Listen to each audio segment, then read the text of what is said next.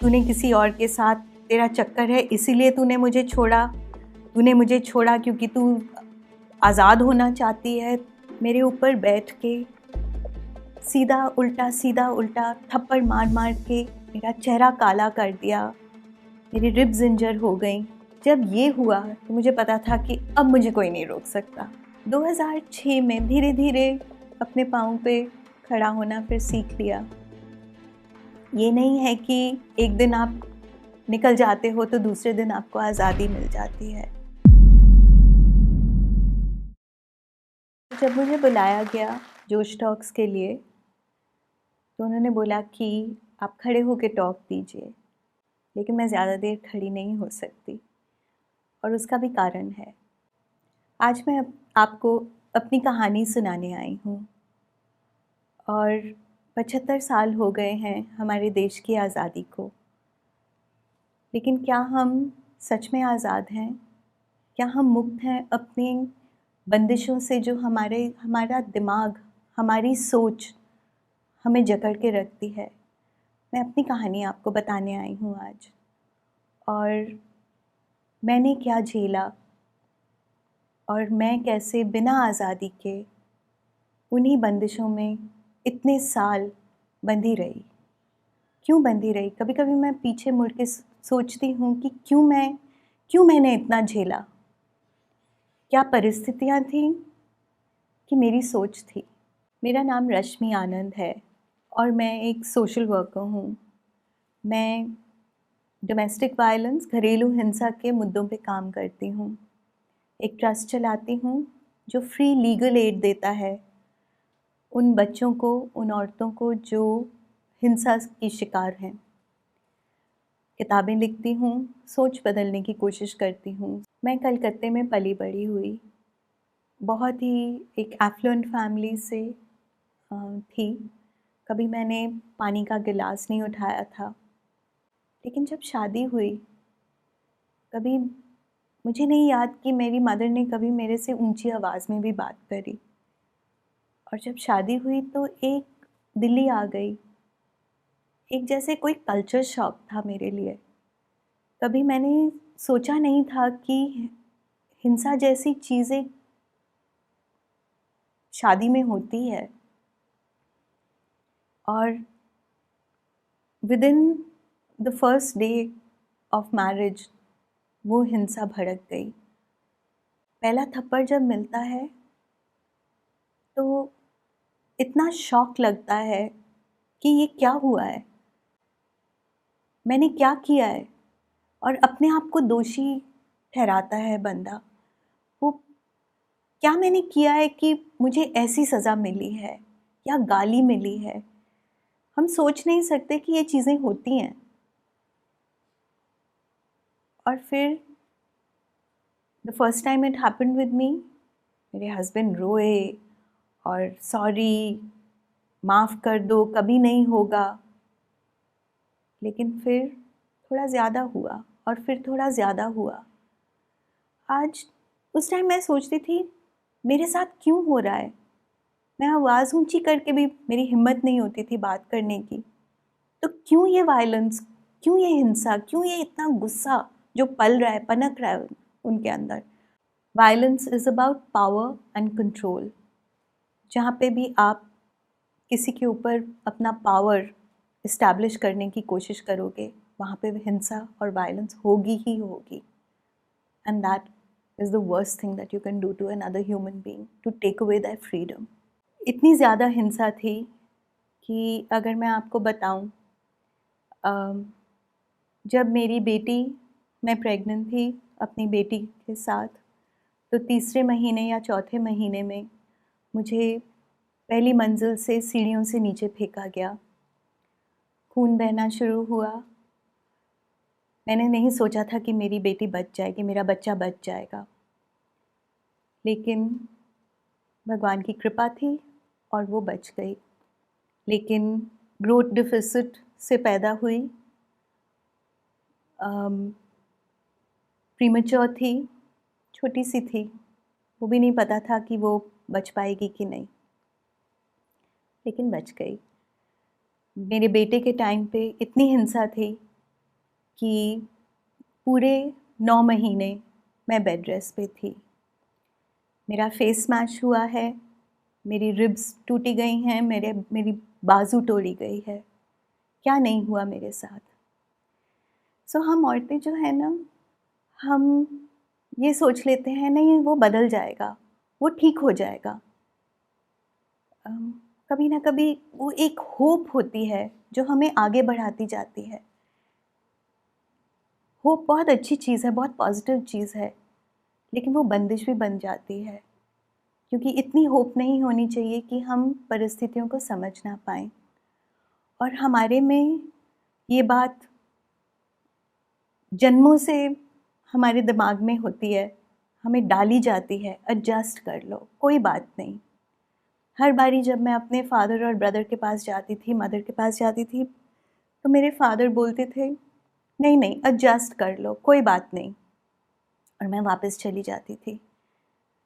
जब एक बारी जब मेरी बेटी 3 साल की थी और बहुत ज़्यादा मेरे साथ हिंसा हुई, उस टाइम मैं वापस गई और मैंने बोला मैं वापस नहीं जाऊंगी, प्लीज़ मुझे वापस मत भेजो। उस टाइम इतना बुरा हुआ, मेरे ऊपर बैठ के सीधा उल्टा थप्पड़ मार मार के मेरा चेहरा काला कर दिया, मेरी रिब्स इंजर हो गई। और उस टाइम मैं वापस गई और मैंने अपने फादर को बोला प्लीज़ मुझे वापस मत भेजो, अब मुझे यहीं पे रहने दो।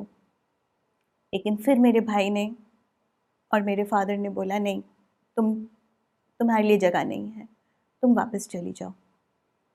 और मैं वापस चली गई। मेरी माँ रोती गई कि प्लीज़ उसको वापस मत भेजो, उसको रख लो, लेकिन उन्होंने मुझे वापस भेज दिया। मैं चली गई। एक बारी जब मैं चली गई तो मेरे हस्बैंड को पता लगा कि इसका सहारा नहीं है, और वायलेंस बढ़ती गई, बहुत इतनी ज़्यादा, हर हदें पार कर दी उसके बाद, कि मेरा बेटा जो नॉर्मल ही पैदा हुआ था, धीरे धीरे उसने बात करनी बंद कर दी। जब वो 5 साल का था तो उसे एक सेंटर में डाला गया, जो जो बच्चों को लर्निंग डिसेबिलिटीज़ होती हैं उसमें, क्योंकि उसने बात करनी बिल्कुल बंद कर दी। अपनी ही दुनिया में चला गया, अपने आप से बातें करता था, बिल्कुल चुप हो गया। और वो एक मेरे लिए एक वेकअप कॉल थी कि अगर मैं यहाँ पे रहूँगी तो मेरा बेटा शायद कभी ठीक नहीं होगा। मैंने किसी को चॉइस नहीं दी। हमारा यहाँ पे एक घर था, छोटा सा फ्लैट दिल्ली में, और मैं लिटरली घर से निकल गई। मेरी जो पूरा घर था वो मैंने जोड़ के बनाया था। मेरी मदर इन लॉ कहती थी माँ बाप तो पेट काट के तुम अपनी बेटियों को देते हैं, तुम्हारे माँ बाप ने क्या दिया?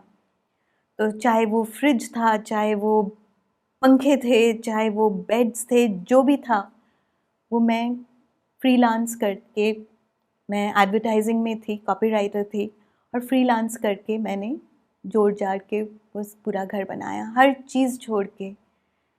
मैं बस बच्चों को लेके निकल गई। मेरे पेरेंट्स डलहौजी में उस टाइम रहते थे। तो मैंने अपने हस्बैंड को बोला कि मैं छुट्टी के लिए जा रही हूँ। कभी मेरे हस्बैंड मुझे ट्रेन तक छोड़ने नहीं आते थे। उस दिन पता नहीं क्या हुआ, उसके दिमाग में आ गया कि मैं जाऊँगा, और मुझे इतनी दहशत थी कि उसको पता चल गया कि मैं भाग रही हूँ। थोड़े से जो मैंने बच्चों की यूनिफॉर्म्स निकाल के अपने बैग में रखी थी, उसको पता चल गया कि ये यूनिफॉर्म्स क्यों निकाली हैं इसने, थोड़े से जो कपड़े निकाले हैं वो क्यों निकाले हैं, मैं वापस नहीं आ रही। और गाड़ी में बैठा और वो गाड़ी हिलनी जब शुरू करी, जो रेलगाड़ी थी वो, मैंने सोचा ये नहीं उतरेगा, अब क्या होगा। और फिर जैसे जैसे वो ट्रेन आगे बढ़ती गई, वो उतर गया और वो चला गया। मैंने अपनी सहेली को फ़ोन करी she was the only one who knew कि मैं निकल रही हूँ, end of course my parents new. और मैंने उसको बोला बस, I am free, I am getting out now, I am not coming back. फिर मैं डलहौज़ी थोड़ी देर रही, एक दो महीने, और फिर वापस दिल्ली आई। My husband was a lawyer. सुबह 7 बजे ही स्टार्टेड, देन मेरे फादर ने बताया कि वो वापस नहीं आ रही। मुझे कोई फाइनेंशियल सपोर्ट नहीं था, बिल्कुल नहीं था, लेकिन सिर के ऊपर, जैसे मैंने बताया आपको, छत थी, और थोड़ा बहुत मैं सोना निकल के अपना निकलती थी, और ज़्यादातर वो भी वहीं पे रह गया। सो वापस जब आई, सुबह 7 बजे से लेके मेरे हस्बैंड की गाड़ी मेरे घर के सामने होती थी, जहाँ मैं जाती थी वहाँ पे पीछा करते थे। कोई आदमी, जब हिंसा इतनी ज़बरदस्त होती है तो दिमागी संतुलन भी ऐसा ही होता है। तूने किसी और के साथ, तेरा चक्कर है इसीलिए तूने मुझे छोड़ा क्योंकि तू आज़ाद होना चाहती है। तो हज़ार चीज़ें जो मुझे बोली गई। बाद में जब मैं क्राइम वुमेन सेल में बैठती थी तो मुझे हंसी भी आती थी कि हर एक औरत जो निकलती है वो तो बहुत ख़राब होती है, वो बदजलन होती है, वो ये होती है, वो होती है, उसके खिलाफ जो भी कह दो। लेकिन ही वॉज़ अ लॉयर, उसको पता था कि मेरे को सपोर्ट नहीं थी, फाइनेंशियल सपोर्ट नहीं थी। मुझे धमकी मिलती थी, तुझे तेरे मुंह पे एसिड फेंक दूंगा, तुझे 10 साल 20 साल कोर्टों में घसीटूंगा, और फिर तू रोते रोते, रेंगते रेंगते मेरे पास वापस आएगी। ये चीज़ें मुझे बोली गई। मुझे कुछ नहीं चाहिए था, मुझे खाली अपने बच्चे चाहिए थे। बच्चों के लिए तो मैं निकली थी। मेरी बेटी 9 साल की थी, बहुत सहम गई थी, और मेरे बेटे की हालत इतनी ख़राब थी। तो मुझे कुछ नहीं चाहिए था। मैं क्राइम वुमेन सेल में गई, नानकपुरा में, और वहाँ पे मैंने कंप्लेंट दी, और पुलिस ने मेरी बहुत सपोर्ट करी, बहुत मदद करी। वहाँ पे डीसीपी थी क्राइम वुमेन सेल की, मिसेस विमला मेहरा, उन्होंने खुद मेरा केस किया, और मुझे अपने बच्चे मिल गए। ना कोई एलिमनी मिली, ना कोई मेंटेनेंस मिली, कुछ नहीं, और मुझे अपनी फ्रीडम मिल गई, आज़ादी मिल गई, और वो मुझे सबसे बड़ी चीज़ थी। जब हम इतना बड़ा कदम निकाल लेते हैं, लेने की हिम्मत करते हैं, उस टाइम हम बहुत प्रैक्टिकल भी नहीं होते हैं। जब ये सारी चीज़ें हुई और मैं निकल गई, तो बोझें भी बोझों का एहसास आना शुरू हुआ, और वो था मेरे बच्चों की पढ़ाई। बहुत डर लगता था, बिजली का बिल कहाँ से दूंगी, या खाना कहाँ से खाऊंगी, क्या करूंगी, बच्चों को पढ़ाऊंगी कैसे। मेरे बच्चे श्री राम स्कूल में थे, जो इतना एक्सपेंसिव एक स्कूल है, कहाँ से पैसे दूंगी। पहले तो थोड़ा थोड़ा सोना बेचते बेचते मैंने सब कुछ कर लिया। थोड़ा बहुत फ्रीलांस करती थी एडवर्टाइजिंग में, जो मैं शादी से पहले करती थी। फिर सोना भी ख़त्म हो गया। फिर मैं मिसेस भरत राम के पास में गई, जो ओनर थी स्कूल की, और मैंने बोला कि प्लीज़ मुझे कुछ मदद करिए, मैं क्या करूँगी। स्कूल ने मुझे बहुत सपोर्ट किया, और उन्होंने बोला तुम्हारे बच्चे मेरे बच्चे, मैं उनकी एजुकेशन करूँगी। जब ये हुआ तो मुझे पता था कि अब मुझे कोई नहीं रोक सकता, बस तय करने की देरी होती है। आज मैंने भी तय कर लिया, और कुछ साल पहले ही तय कर लिया कि मैं तो आगे बढ़ूँगी, मैं चलती जाऊँगी अपनी राह पे। कोई रोक सके तो रोक ले। 2006 में धीरे धीरे अपने पाँव पे खड़ा होना फिर सीख लिया। ये नहीं है कि एक दिन आप निकल जाते हो तो दूसरे दिन आपको आज़ादी मिल जाती है, ये चीज़ नहीं है। सो हम धीरे धीरे ही अपने आप को संभालते हैं, अपने बच्चों को संभालते हैं। तो मैं निकली थी 2002 में। 2006 में 3 बहुत बड़ी चीज़ें हुई। सबसे पहले डोमेस्टिक वायलेंस का एक्ट आ गया। दूसरी चीज़ थी मेरी पहली किताब वुमन ऑफ द एलिमेंट्स, वो रिलीज़ हुई। उससे मुझे बहुत नाम मिला, बहुत रिस्पेक्ट मिली। और तीसरी चीज़ थी कि मेरी एक नेबर थी और उसने वो भी उन्हीं परिस्थितियों से झेल रही थी जो मैंने फेस करी। तो मैंने उसकी बहुत मदद करी। मैं उसके साथ जाती थी, कोर्ट्स में जाती थी, हर चीज़ उसके साथ करी। और उस टाइम 2006 में उसको अपनी आज़ादी भी मिल गई और अपना बच्चा मिल गया। ये 3 चीज़ें जब हुई तो मुझे अपने रास्ते तय हो गए, मेरे रास्ते तय हो गए। मैं इन्हीं मुद्दों के ऊपर मैंने काम करना शुरू किया। धीरे धीरे और औरतें आती गईं, मदद करती गई और किताबें लिखती गई और धीरे धीरे नाम भी बढ़ना शुरू हुआ, काम भी बढ़ना शुरू हुआ। 2009 में दिल्ली पुलिस ने मुझे बुलाया to counsel women at the crime women cell. मैंने इतना पाया था दिल्ली पुलिस से, नानकपुरा थाने से, कि मैं वापस नानकपुरा गई और घरेलू हिंसा से जो औरतें जूझ रही थी उनकी काउंसलिंग करी। मेरे दिमाग में हर वक्त ये चीज़ थी कि तोड़ने से ज़्यादा अच्छा है जोड़ना। तो जो लोग मेरे पास आते थे, औरतें आती थीं, हस्बैंड्स आते थे, बच्चे आते थे, मैंने इन-लॉज़ को भी बुलाना शुरू किया और जोड़ने का काम किया सेल में। जहाँ जहाँ फैमिलीज़ जुड़ सकती थीं वहाँ पे ट्राई किया कि जोड़ लें। कहीं मदद कर सकी, कहीं मदद नहीं कर सकी, लेकिन 5 साल वहाँ पे बैठी। तो दिल्ली पुलिस का 2010 का कैलेंडर मेरे नाम पे उन्होंने मुझे समर्पित किया। जैसे मैंने आपको बोला, अवार्ड्स हैं, सब कुछ है, लेकिन मेरा सबसे बड़े जो मेरे अवार्ड्स हैं वो मेरे बच्चे हैं। हम औरतें हम क्या नहीं कर सकती हैं, हम क्या नहीं हैं, हाँ, लेकिन क्या चीज़ है जो हमें जकड़ के रखती है। और यही चीज़ मैं हर वक्त बोलती हूँ कि रश्मि तो मैं वही थी ना, चाहे मैं घरेलू हिंसा जूझ रही थी या वो जो एक नारी शक्ति पुरस्कार से सम्मानित हुई, या एक माँ हुई जो अपने बच्चों को भी आगे बढ़ा लिया और अपने आप को भी। रश्मि तो मैं वही थी, लेकिन क्या चीज़ थी जो इतनी जकड़ी हुई थी।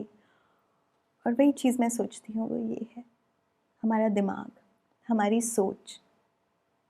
हमें अपने दिमाग में आज़ादी जिस दिन हम पा लें, हम कुछ भी कर सकते हैं।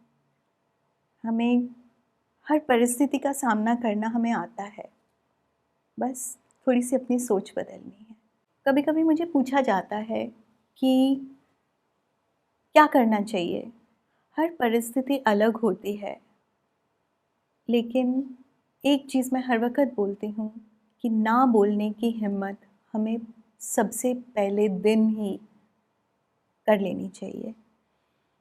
क्योंकि अगर हम पहले में ही नहीं, बस ऐसे करके जवाब नहीं देंगे, तो वो जो एक हिंसा की जो कड़ी है ना, जो हमें बांध देती है, वो और हमको जकड़ लेगी और उससे फिर निकलना बहुत मुश्किल हो जाता है।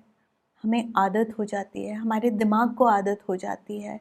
हम सोचती हैं नहीं, अब चल रहा है, अब चलने दो, कोई बात नहीं, कभी ना कभी तो बदल जाएगा। नहीं बदलेगा। मेरे अपने केस में मेरे फादर और ब्रदर ने जब मुझे सपोर्ट नहीं किया, मुझे अपनी ज़िंदगी खुद तय करनी पड़ी। लेकिन आखिर में मेरे फादर को सर्जरीज़ थीं, बहुत बीमार थे काफ़ी टाइम के लिए। उनके मेडिकल, उनकी सर्जरीज़, उनका सहारा मैं और मेरी बेटी ही बने। आखिर तक हर चीज़ उनको संभाला हम दोनों ने, मेरे भाई ने नहीं किया। इनफैक्ट हमारे कलकत्ते के घर में मेरे भाई ने उनको, मेरे पेरेंट्स को आने नहीं दिया। और जो लफ्ज़ मेरे फादर और मेरे भाई ने मुझे और मेरे बेटी को बोले थे कि तुम्हारे लिए घर में जगह नहीं है, वही चीज़ मेरे भाई ने मेरे पेरेंट्स को बोला। और 2 महीने उनको घर के अंदर नहीं आने दिया और मेरे पेरेंट्स को जाके किसी और के घर में रहना पड़ा। तो ये जो बेटा और बेटी में हम लोग डिफ्रेंसिएशन करते हैं, हमको बैठ के सोचना है कि अगर जो हिम्मती है, जो हमारा सहारा बनेगी, वो शायद लड़की ही है। आपको बहुत बहुत शुभकामनाएं। और मैं यकीन रखती हूँ कि आप भी आगे बढ़ेंगे और अपनी सोच की बेड़ियों को तोड़ के आप भी आज़ाद हो जाएंगे।